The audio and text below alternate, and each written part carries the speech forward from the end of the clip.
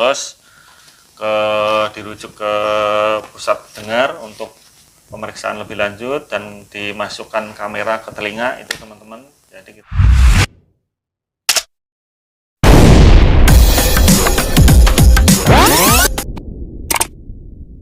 jangan lupa ya subscribe gratis. halo, selamat pagi Sobat Info YouTube ya. Selamat siang, selamat sore, atau selamat malam, tergantung dari waktu yang ketika kalian nonton video ini ya. Saya ucapkan pertama-tama Assalamualaikum warahmatullahi wabarakatuh ya. Salam sehat selalu, salam sejahtera, dan sukses selalu untuk kita semua. Semoga hari-hari kita selalu menyenangkan, selalu dihiasi dengan kebahagiaan ya, bersama keluarga dan orang-orang tercinta di sekeliling kita. Oke teman-teman, dalam video kali ini saya akan berbicara atau menceritakan tentang operasi gendang telinga yang pernah saya alami kembali ya teman-teman ya. Di channel saya kali ini ada salah satu video ya, itu ada rekan yang bertanya ya, dari Mas Fahmi ya _pam ya. Dia bertanya, Kang, kalau boleh sharing ketika proses di cover BPJS nya Kang. Nah, dia bertanya seperti itu Sobat Info YouTube ya. Jadi saya baru ada kesempatan untuk membuatkan video kali ini ya. Jadi intinya Bang Fahmi itu bertanya mengenai proses untuk sebelum operasi ya, proses di covernya BPJS itu seperti apa ya. Jadi saya bercerita waktu itu ya teman-teman, jadi jangan sampai salah ya, bukan yang sekarang ya, karena yang sekarang saya juga tidak tahu pasti ya, apalagi selama pandemi saat ini ya. Jadi saya cerita ini mengenai pengalaman pribadi saya waktu itu. Saya operasi gendang telinga kurang lebih itu di tahun 2017 ya teman-teman, bulan Agustus kalau nggak salah ya, 3 bulan sebelum saya menikah.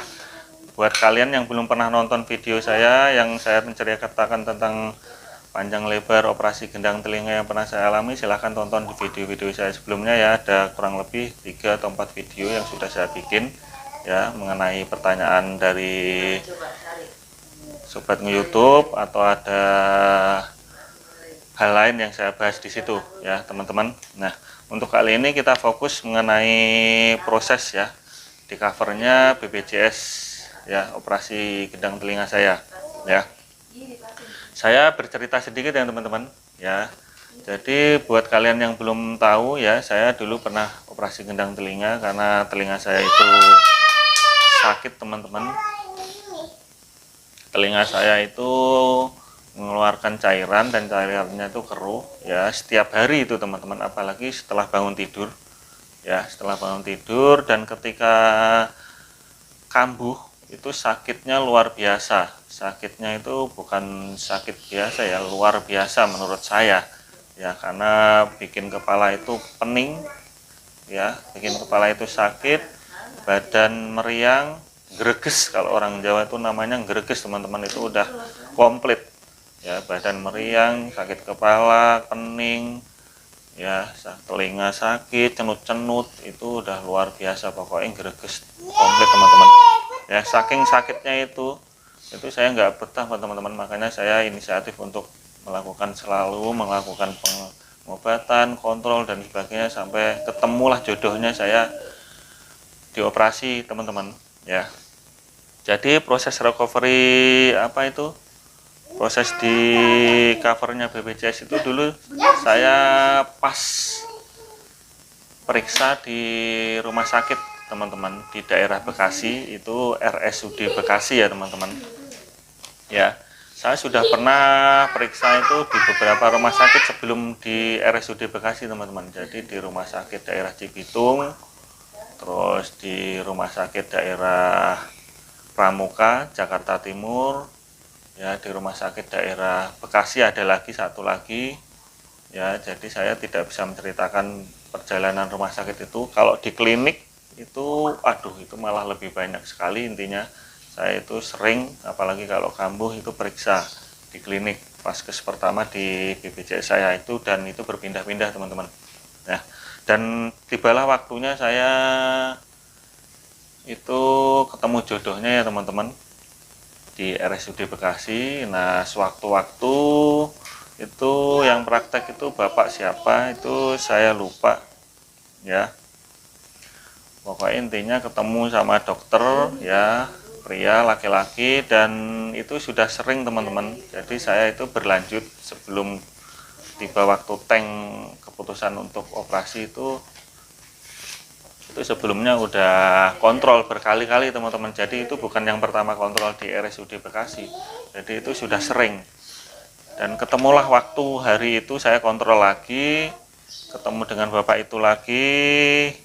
Namanya saya lupa, saya tidak bisa menyebutkan di sini. Intinya dokter ya, laki-laki, dan diperiksalah telinga saya teman-teman. Dan dokter itu kalau nggak salah bilang seperti ini, waduh ini kalau seperti ini terus nggak bakal sembuh-sembuh gitu.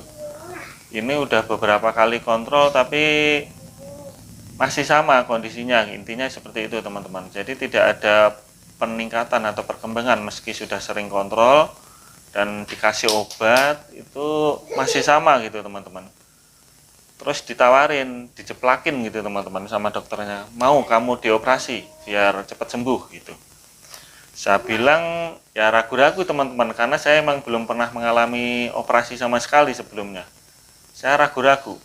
Ya saya jawab terserah dokter aja gimana yang terbaik, intinya yang penting sembuh, intinya itu. Nah, dokternya dengan ngobrol panjang lebar, akhirnya saya ditawarin teman-teman dirujuk ke rumah sakit yang lebih komplit secara peralatan dan mungkin secara medisnya, secara kualitasnya mungkin nggak tahu juga, mungkin kalau dilihat mungkin lebih komplit lah teman-teman. Di daerah Jakarta Timur dirujuk.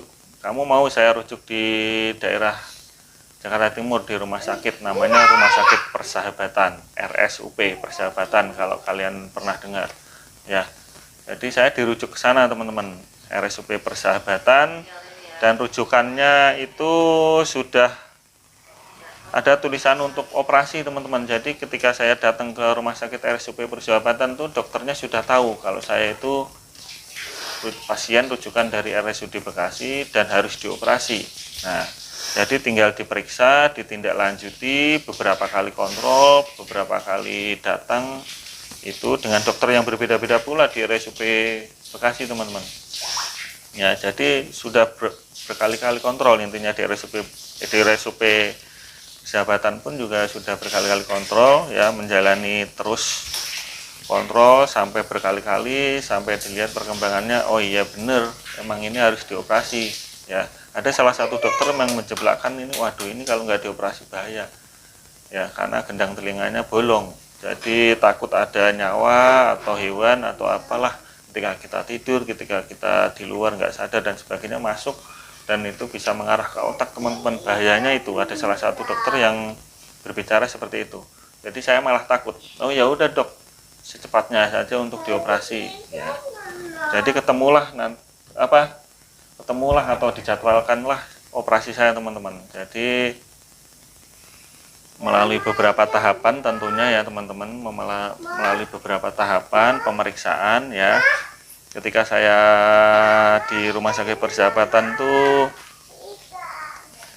ada beberapa pemeriksaan ya, ada dari radiologi, dan di radiologi itu berkali-kali teman-teman ya. Radiologi itu ada berkali-kali, ada scan kepala ya, scan kepala itu ini hasil scan kepalanya nih, kalau nggak salah nih teman-teman saya tunjukkan nih.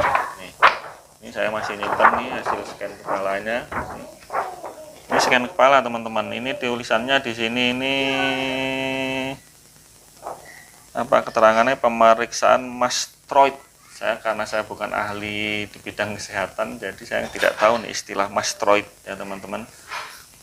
Nah, jadi ada lagi di ruang radiologi itu scan dada ya teman-teman, atau ronsen ya teman-teman. Jadi hasilnya itu saya layak atau enggaknya untuk dilanjutkan operasi itu di situ.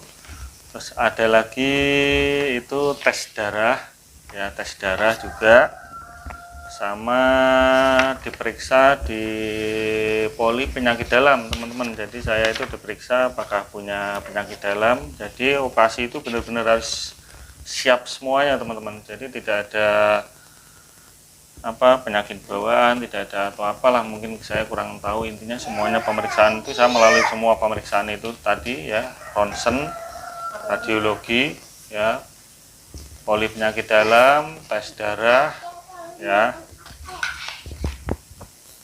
Jadi semuanya itu benar-benar harus dilalui teman-teman ya, satu persatu ya, biar kita itu punya resem medis intinya ya. Sebelum operasi itu nanti semuanya dilampirkan hasil pemeriksaan layak atau enggaknya kita dioperasi ya teman-teman.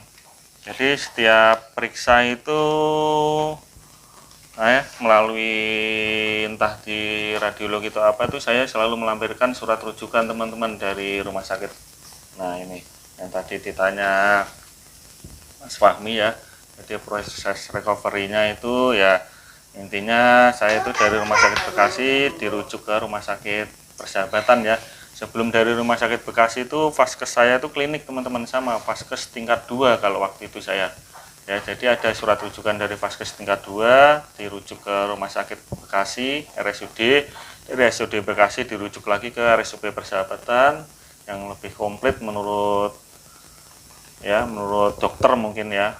Ya emang menurut saya juga lebih komplit dan lebih besar ya. Setiap saya periksa di RSUP Persahabatan, saya membawa surat rujukan dari RSUP Bekasi. Saya tidak bisa menunjukkan dekat ya teman-teman ya, karena ini data-data pribadi ya.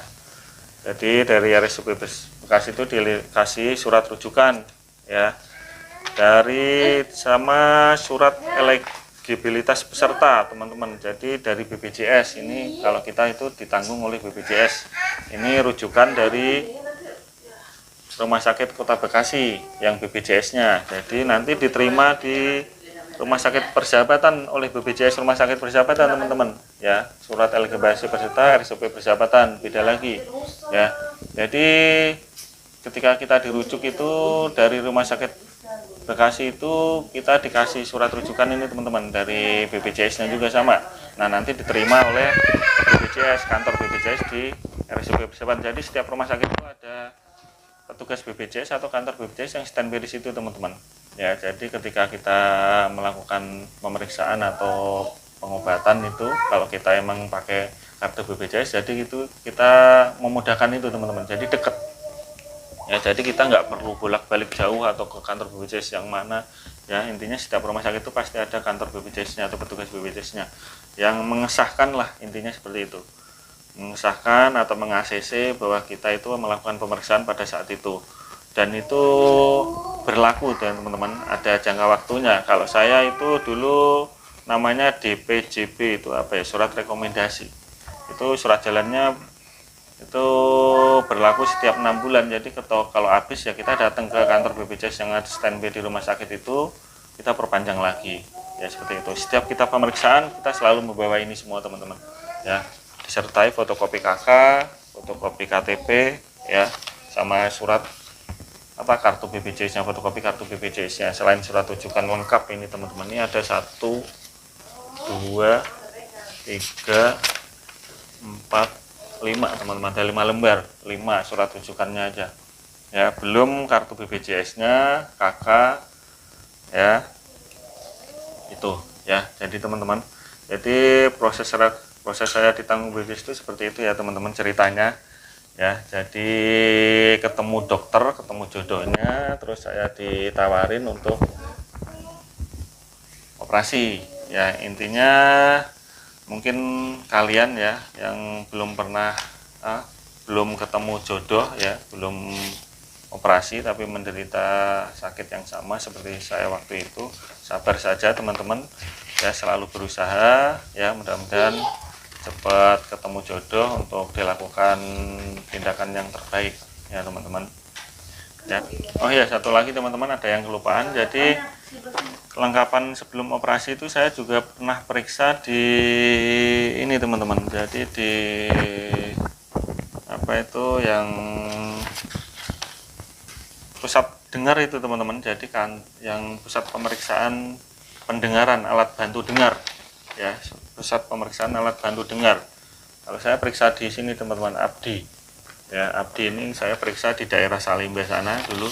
Ini juga rekomendasi dari dokter, jadi saya harus diperiksa di situ, nanti dibawain surat hasilnya.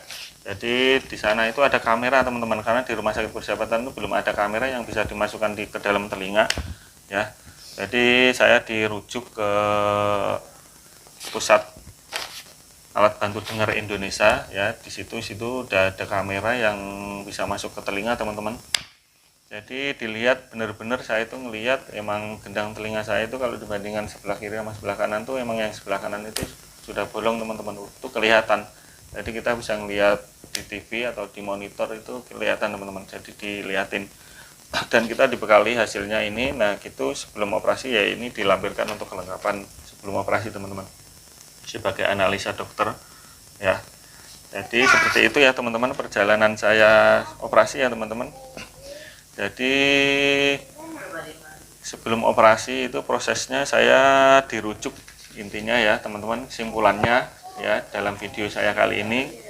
Jadi proses saya ditanggung BPJS operasi gendang telinga itu, di cover BPJS itu, saya ketemu dokter di RSUD Bekasi ya. Saya ditawarin untuk operasi gendang telinga, dirujuk ya ke Rumah Sakit Persahabatan, dan saya ngurus surat dari RSUD Bekasi ya, dibekali surat rujukan dari RSUD Bekasi dari dokternya ya, surat rujukan rumah sakit dari dokter Bekasi, dan surat elegibilitas peserta dari BPJS yang standby di RSUD Bekasi teman-teman ya.